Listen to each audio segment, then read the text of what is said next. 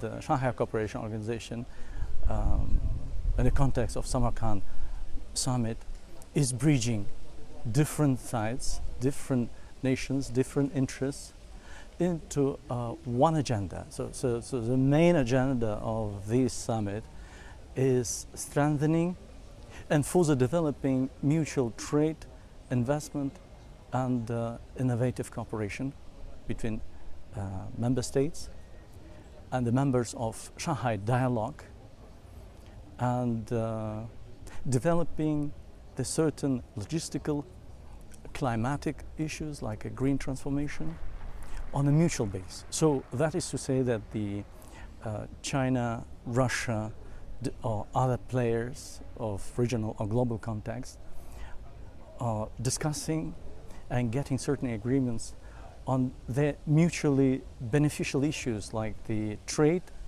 economic cooperation in energy sector or the logistical sector, climatic issues, investment, digital payment issues. So economic agenda is going to prevail other elements of this cooperation as at the first hand. So those are the priorities as yes. far as you're concerned, even for the Russians and the Chinese?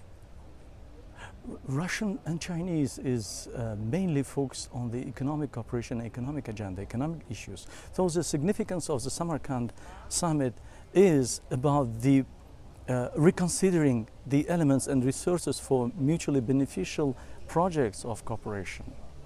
And the logistics or the climatic or green transformation or the energy sector cooperation in the energy segment of the relations would work to strengthen the Central Asian factor in international relations. So their attitude to strengthen their relations with such players of regional relations as Uzbekistan, Kazakhstan, Turkmenistan, Kyrgyzstan, Tajikistan gathered here in a one site just to reconsider the economic cooperation. So economy is prevailing in these talks.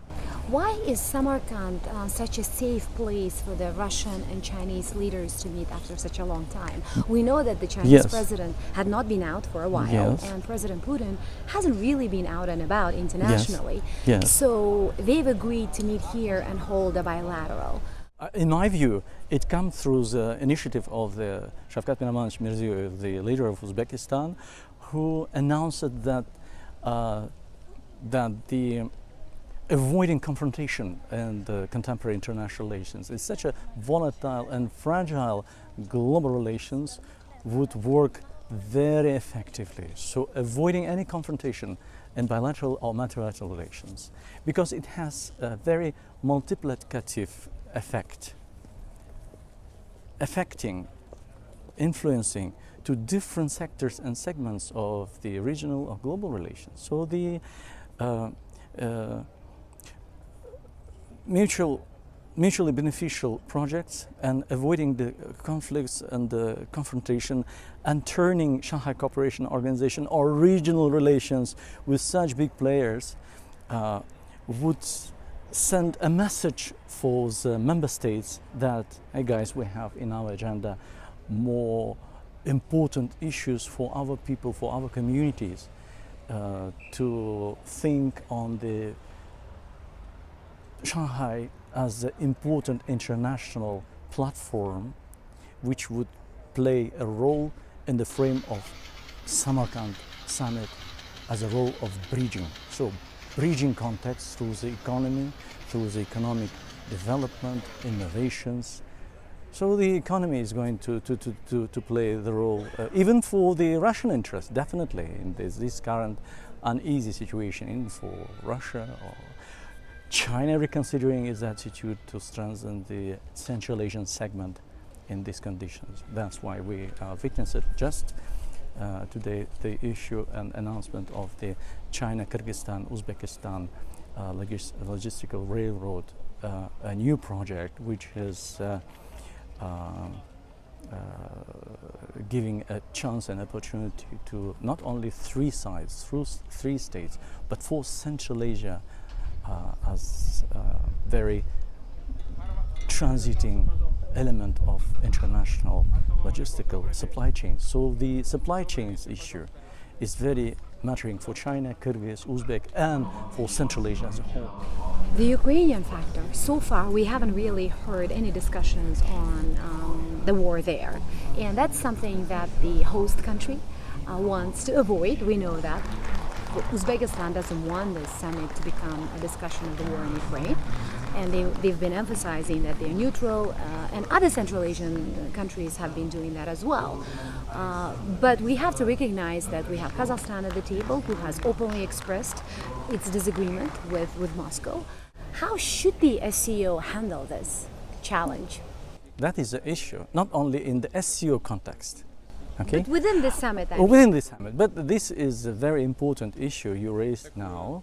And I would say to you that the main purpose of the Uzbek leaders' initiatives to send a message for international community, including the conflicting states, that, hey guys, we have the rational choice model to reconsider in a constructive way in our relations, to ease in conflict and confrontation, whether it would be Karabakh or the Ukrainian or the Middle Eastern, it doesn't matter.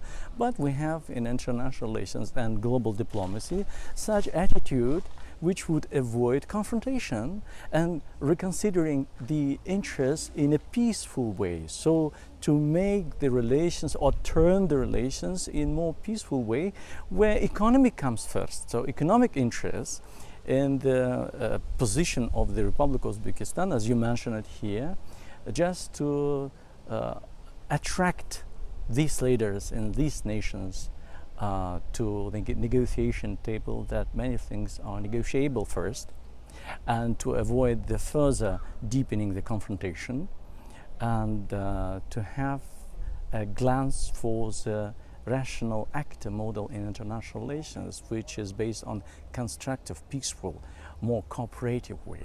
That would be, in my view, personal view, as analyst of international affairs, would play more effectively rather than the continuous conflicts, useless and resultless. Because, as you know, no war is beneficial.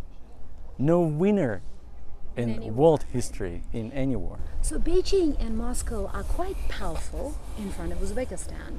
Moscow still is the largest business partner for Uzbekistan, whereas China is the largest investor. So to put it simply, they definitely have more leverage over Uzbekistan. Why would they listen to Tashkent when it comes to these kind of issues? Like, why would they be taking, let's say, advice or recommendations from the Mirziyoyev administration? Because the answer is easy. Uzbekistan and Uzbekistan's role is growing.